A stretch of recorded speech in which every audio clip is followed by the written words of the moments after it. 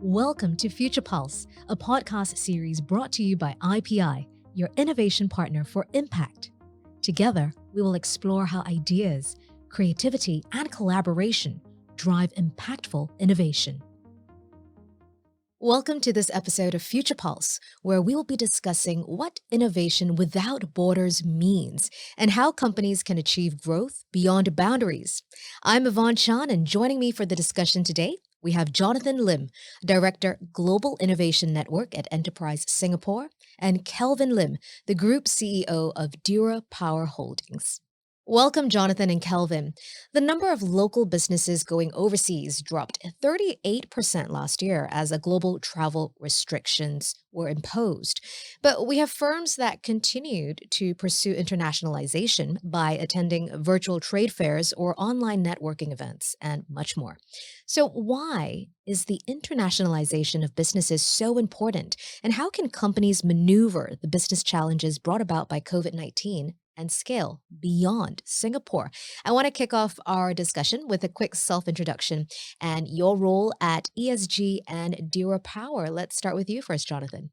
Right. Hi, everyone. Thanks for inviting me to this session. So I'm Jonathan, Director of the Global Innovation Network Division at Enterprise Singapore.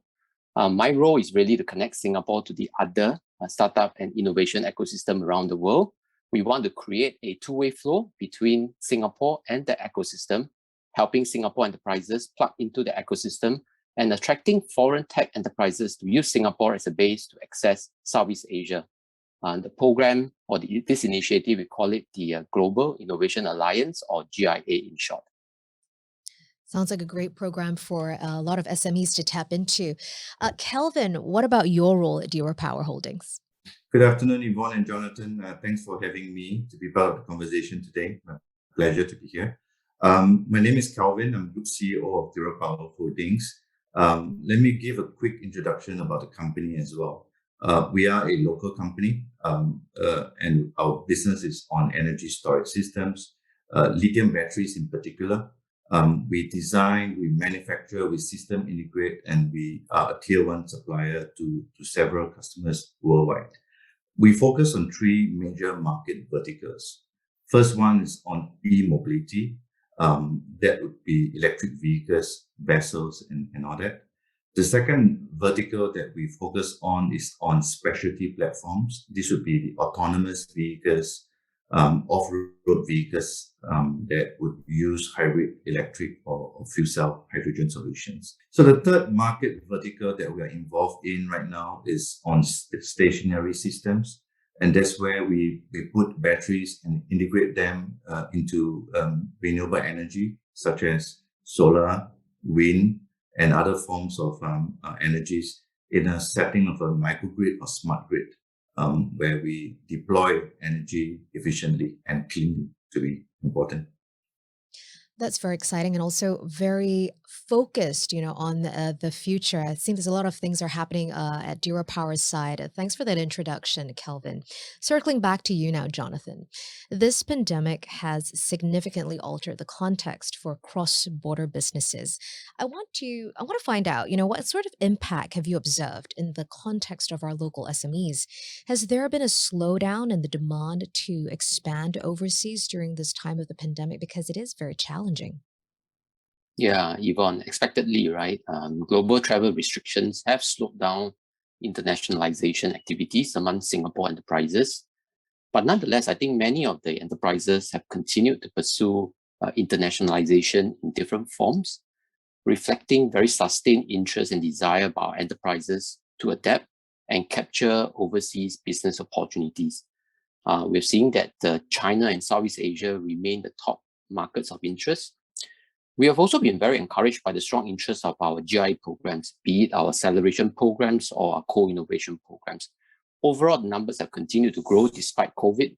This shows that our Singapore enterprises have not lowered their growth ambitions and the need to innovate, and they remain very interested to forge partnerships with like-minded companies overseas.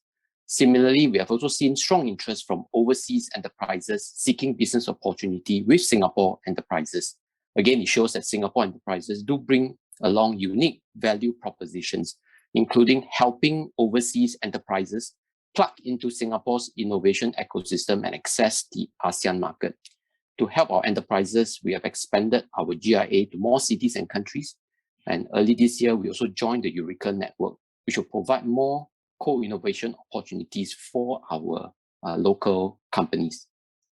Some very encouraging data there, despite the challenges of COVID-19.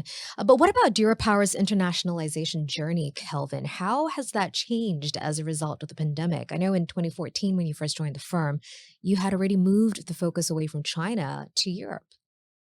So indeed, it has been quite a journey for us. We back in 2014, we were doing very well in China. We were covering more than 20 cities, but our business was largely in China, right? And I always thought that diversification is important, not just geographically, but also in terms of product offering. So we set a target then to have half of our revenue targets to be in the international market, whereas 50% would be in China at the time. Now, many people would ask why, because China was a very hot market at that time. Many companies were looking to expand into China, yet we are going the other way, right? Yeah, tell us why. You see, China was a market. I mean, it still is.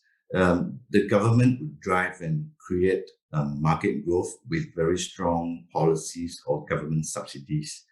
Now, this in turn would make companies very dependent on them. We wanted to make sure that we have a business model that's sustainable, and therefore that created a big drive for us to do what we did, right? And today we have proven our business to be more on a TCO model, a total cost of ownership model, rather than a business or a project that is dependent on government grants and subsidies. So that's important. How has the pandemic affected us today was your second question. So in a way, it has allowed us to develop closer relationships with our existing customers.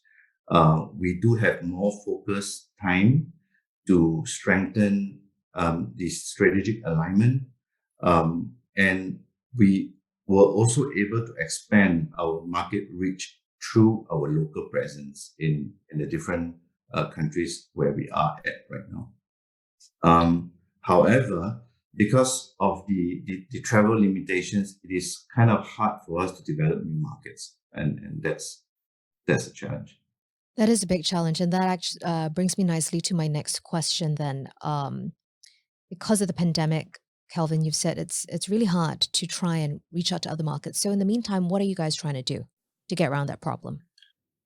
Yeah, so the problem to us is magnified just by the fact that we are in many countries, right? So when COVID-19 started, we were affected at China very much. Mm-hmm. Our manufacturing base is there. We couldn't have our manufacturing activities started. And when China recovered, we were affected in Europe, and we were affected in India, in Thailand, and it goes round and round, right? So in a way, going international is good. We are in more than 20 countries today. However, when the pandemic comes, then we will be affected on a different scale at a different time. So what we're doing now to cope with that is to leverage very much on our local presence. We have local teams that we set up in Europe, in China, in Thailand, and they would be the one to maintain and expand the business activities. And the rest of us will be supporting virtually. So it's really important to have that very strong local presence, even in all those international markets that you're in, right? To secure your position, Durapower's position there. Jonathan, do you think some of the other SMEs that you provided advice for are facing similar challenges? Yeah, definitely. I mean, if you look at COVID-19, it's affected companies very differently, right? It's quite uneven, and with travel restrictions here to stay for a while longer, actually many SMEs will have to be forced to think outside the box, right? And come up with innovative ways to expand overseas, to meet prospective business partners without physically, being there. So I think at some level, for me, I think our SMEs will need to embrace digital technologies. So most of us are now very familiar with using Zoom, various forms of other technologies to at least continue to communicate and stay in touch. But I think at the same time, more importantly, I think most of our SMEs are looking for trusted platforms and trusted partners, right, to help them in this process. So for ESG, we've decided to convert all of our GIA programs to virtual or a hybrid mode, so that we can continue to help our tech enterprises to seek out those opportunities overseas. And hopefully through our programs, our tech companies, can continue their internationalization journey. Absolutely. You talked about trusted platforms. I think the word trusted networks and trusted relationships are also very important. And with that, I want to bring in the Eureka Network, which you touched on very briefly just now, Jonathan. Understand that this intergovernmental network will mean brings greater access to other markets for local firms. So I want to know, what has the take-up rate and the response been like? I mean, are there any targets that ESG hopes to achieve with Singapore being a part of this network? Yeah, definitely. In 2020, last year, we launched our second call. So we're not new to Eureka. We started our engagement with Eureka in 2019. So in 2020, we continue to grow our partnership and relationship with Eureka through what they call a Global Star call. And essentially, we are able to then work with 14 countries, to look for partnership and collaboration opportunities. So last year, we received 84 joint applications, and over 20 of them will be approved, involving partners from 14 countries. Now, this is actually the highest number of applications received by Eureka Global Star throughout the history. Wow. And we are doing that, in the midst of COVID. Yeah. So again, our participation in the Eureka Network, right, really comes at a juncture where, you see, for us, like I mentioned earlier, we want to continue to help our companies to grow overseas, but also to innovate, right? And at this point, I think co-innovation is going to be more crucial than ever. And Eureka programs, right, allow our companies to work with other like-minded enterprises through market-oriented innovation. And hopefully with that, we can connect our Singapore enterprises to other businesses, to talent and ideas from around the world. Yeah. Yes, 84 joint applications, highest number ever. That's a very healthy demand there. Kelvin, isn't Durapower part of this network as well? Yes, indeed. Thanks to ESG and the relevant government agencies over at Europe, Durapower is one of the proud winners of the second Eureka Global Stars Grand Call. And we won this in partnership with our consortium partners, Ecoma Propulsion and University of Exeter from the UK. And we are looking forward to jointly develop advanced marine electrification solutions. And we like to see this platform as an opportunity to propel us to reach out to the massive marine electrification market in Europe. So we are very much looking forward to that. I want to move on now to talk about some of the lessons that both of you have learned or have witnessed along the way. And Kelvin, 80% of Durapower's revenue comes from overseas. And I believe your company really is a stellar example of a homegrown company who operates like an MNC. So what lessons were learned for Durapower? I mean, can you tell us a bit more about why it's so important for you to build that local ecosystem in each of your international markets? Sure. I always thought that it's important for companies to develop their business to allow them to compete on value and not just depending on scale, right? So what does value means? Value means differentiation, technologies that would make you different from your competitors. So for us, it's very important that we have a balanced strategy on product offering and geographic, as I mentioned earlier. And it's also very important to leverage on network effect. So building ecosystems would allow that. Having an ecosystem and you are being a part of that would very much see it as partners versus suppliers, right? So we like to see ourselves as a partner to a local network than being another supplier that is selling on a cheaper price. So that is something that we thought is important for new markets that we develop. Is always based on the first principle of developing local partnerships. With partnerships, then we develop local ecosystems. With that, then we expand with a local network effect to the region and to the other larger part of the market. So really leveraging that partnership status rather than just being a mere supplier. That's a great point there, Kelvin. Jonathan, how else can IPI's rich innovation marketplace and network access provide companies with the tech experts? I mean, you said it's very important that SMEs must digitalize, right? So how can that provide the tech experts and the tailored resources that are needed for our local companies to scale beyond borders? Yeah, IPI is actually one of our very close partners in GIA. So IPI's network access services, in fact, comes in very handy to help our co-innovation programs, right? And how do they do that? Singapore companies that are interested to partner in co-innovation program usually need to look for a overseas collaborator.